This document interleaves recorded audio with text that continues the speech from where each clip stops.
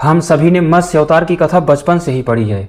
बहुत से लोग इसे समुद्र से जोड़कर देखते हैं कि सबसे पहले जीवन की उत्पत्ति समुद्र में हुई, तो ये भगवान विष्णु जी का मत्स्य अवतार है। इसी प्रकार उसके बाद भगवान विष्णु ने कूर्म का रूप लिया, यानी पानी से फिर बाहर आ गए। उसके बाद फिर वराह का रूप लिया। इसी तरह जीवन की उत्पत्ति के अलग अलग स्टेप में डार्विनवाद को सिद्ध करने के लिए बहुत से लोग विष्णु जी के इन अवतारों की चर्चा करते हैं। लेकिन क्या आप सभी ने कभी ये भी सुना कि मत्स्य अवतार का जीवन के विकासवाद से कोई संबंध ही नहीं है?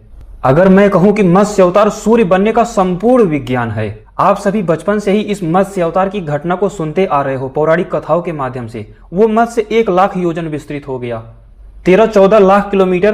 क्या संभव है इतना बड़ा कोई मछली हो जाए? आप में से जो गंभीर श्रोता होंगे वो मेरी बातों को अभी पकड़ ले जाएंगे। आप सभी जानते हो, मनु पितरों का तर्पण कर रहे थे नदी में। एक कृतमाला नदी है, वहां पर तर्पण कर रहे थे। उनके अंजलि में एक मत्स्य आ गया।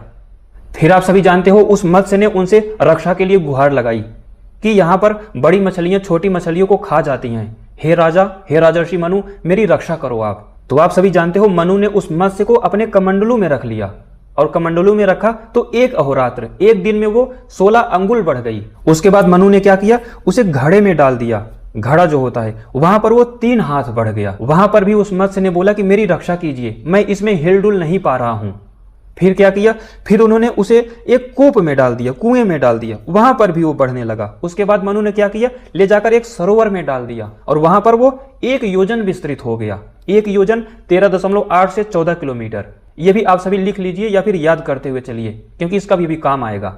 जब लाखों करोड़ों योजन मत्स्य बढ़ेगा तो सूर्य का पूरा रीजन, सौरमंडल का पूरा क्षेत्रफल वहां पर कैलकुलेट करते हुए चलेंगे। तो 1 योजन 13.8 से 14 किलोमीटर एवरेज। वहां पर भी मनु से उसने गुहार लगाई कि मैं इस सरोवर में हिलडुल नहीं पा रहा हूं।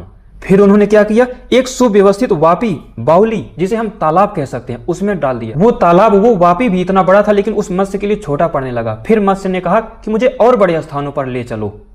तो क्या किया, उसे गंगा में डाल दिया, और वहां पर वो मत्स्य वर्षों तक बढ़ता रहा, और बढ़ते बढ़ते 100 योजन विस्तृत हो गया, 1350 से 1400 किलोमीटर। और अभी नहीं रुका वो, वहां पर फिर वो बढ़ने लगा, और मनु से गुहार लगाई कि मेरी रक्षा करो।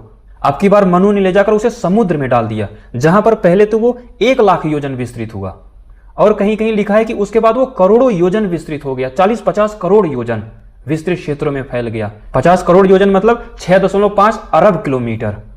तो तब जाके मनु को आश्चर्य हुआ कि आप कोई साधारण मत्स्य नहीं हो, आप स्वयं नारायण हो, विष्णु हो। तब जाके भगवान विष्णु प्रकट होते हैं और बताते हैं कि जल प्लवन आएगा, एक प्रलय आने वाला है, और आपको 5 महाभूतों सहित समस्त जीवों की रक्षा करनी है।